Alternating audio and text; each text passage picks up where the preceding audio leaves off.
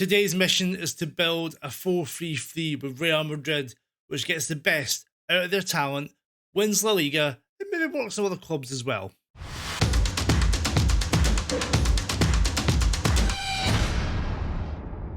Hey everyone, welcome back to the channel. Today, I'm building my perfect Real Madrid 4-3-3. I don't know what else to call it. It's not perfect.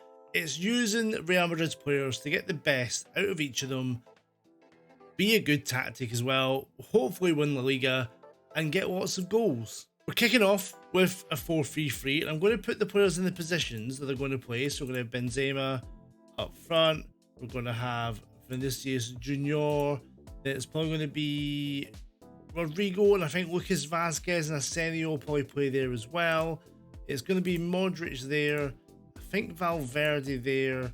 Toni Kroos. Dani Carvajal at right back. David Alaba at left back. And please, but I've not used a mouse in years. Now I'm using a mouse. There'll be Rudiger and Militao in defence. And of course, Thibaut Courtois in goals. So this is what I have done. These are the positions. We'll go through them. And We'll start, I think, up front. I've tried deep line forward, I've tried pressing in advance as always. But I think Benzema, when you read what a complete forward does, I think he's perfect. With the attack duty, the complete forward will lead the line, spearheading attacks and crafting out chances for himself and others. And that sounds perfect. The deep line forward for me is kind of the same, but he drops a bit deeper. I think this is what we want Benzema to do. Vinicius Junior on the left is our inverted winger on attack. He's running at defenses, passing and crossing, getting goals as well. Rodrigo, I like the inside forward on support because it's more of a sort of the movement rather than dribbling at defenses. I want him getting in behind, making those runs for these two to find him. Modric, I'm going with the Roman playmaker.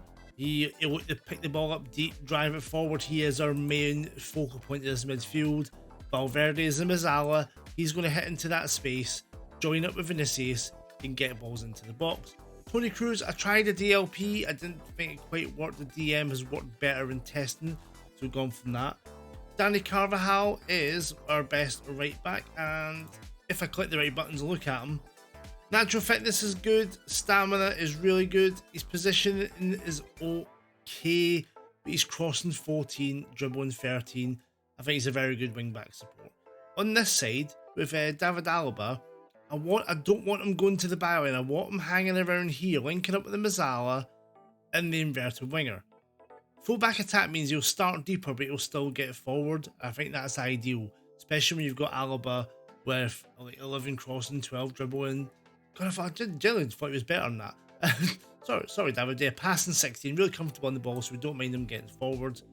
In defence, Militao's got 13 passing. Rudiger has got 12 passing. These are not ball-playing defenders. These are centre-backs on defend with take fewer risks. Put some instructions on Alaba. Take more risks. Want him to cross when he gets down there. Dribble less though. Shoot less often. And I want him to stay wide. I want him to be an option on that left-hand flank. Modric, shoot less often just because we want him passing. Finding these four rather than going for it himself. And there are no further instructions on anyone else. I'm going attacking. Because you're Real Madrid, it's La Liga, you should be the most dominant team.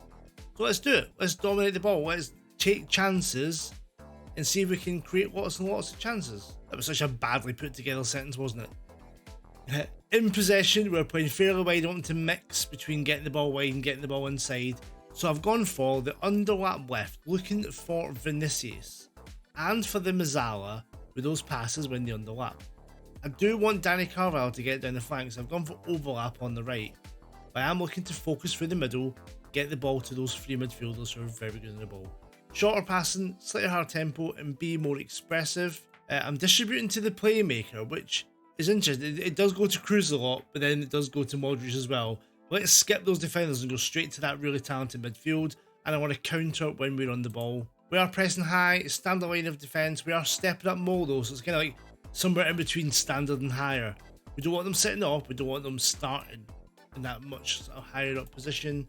Pressing more often, yeah, and step up more. So simulated through the season, we let the system manager pick the team. So we've got the league, we've got Champions League, we've got Super Cup, the Copa del Rey and the Super Copa. and we demolished La Liga. 94 points, only 2 defeats for Real Madrid. Massive. Benzema with not just 31 goals, but the highest average rating in the league. Vinicius Jr. with 14 assists. Asensio played a lot, I thought they might, with 11. Benzema the most player of the matches. Courtois the most clean sheets. Phenomenal season there. 95 goals scored, only 22 conceded. Even though we've gone attacking, this has been really strong defensively as well. Benzema got 37 goals overall. Vinicius got 21 goals and 18 assists. I'm loving the inverted winger since the new match engine updates. It worked so well. Asensio 17 and 14. Rodrigo 12 and 5. He's only going to get better as well. Modric 8 goals, 13 assists. Performance wise, 2.5 goals a game, 19 shots. The conceded 0.58 is ridiculous. Champions League, we actually got knocked out in the round of 16. That is bad. Lost to Bayern 4-2 at home after a 1-0 win in Germany. They've shit the bed there, haven't they? Won the Super Cup, beating Frankfurt 3-2, and didn't win the Copa del Rey or the Super Copa. To me, I built this for the league and it smashed it. Fantastic. Only 2 defeats, both away.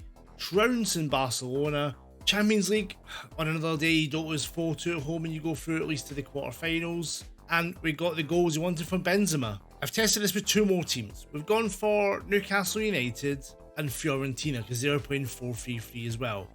I tested them both on attack and positive, and the attack was actually the better one. Newcastle came 7th in the Premier League. There's a lot of defeats in there, 12 defeats, but Isak scored 25 goals in the league and got the highest average rating, playing on the complete forward attack.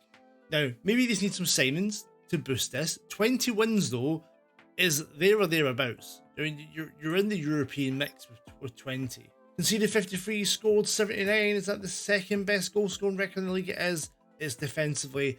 That's where the problem was with this one. Yeah, the expected goals is fairly high. The conceded is fairly high. But again, shots and goals per game, pretty good. 30 goals for Isak. 13 goals, 5 assists from Joelinton for that Mezzala role. 10 assists from Trippier. And to me, it's a defence. Matty Target, not a great left back. Trippier's decent. Maybe Botman, his pace, Charles' pace. Like, they're not set up to play this like step up mode the way that Real Madrid are. But going forward, it really did work. Sadly, Fiorentina didn't do as well. They only won 11 games, lost 22, but they are nowhere near as good as Newcastle and Real Madrid. And sometimes it's about, these are not plug and play. I made this formation for Real Madrid that shows that, yeah, Fiorentina are definitely not Real Madrid. So, but it worked really well with Los Blancos, and that's the point of this. It's a 4-3-3 for them, set to make their players the best that they can be, and I think it did really well. Yes, it's Real Madrid. Yes, it's La Liga, but 2 goals lost and under 30 goals conceded is, to me, ideal. Benzema goals from complete forward. I think that's a role maybe underutilized. Guys, let me know what you think of this tactic. Give it a go, download it, have a look, see if it inspires you to build something yourself. What would you have changed with those roles in Real Madrid? Anyone you would have changed differently to get the best out of them? Let me know in the comments below. If you enjoy these tactics, there's a playlist popping out right here now where you can check out the tactics I've released. And for me, Andrew, thank you for watching. Until next time, bye for now.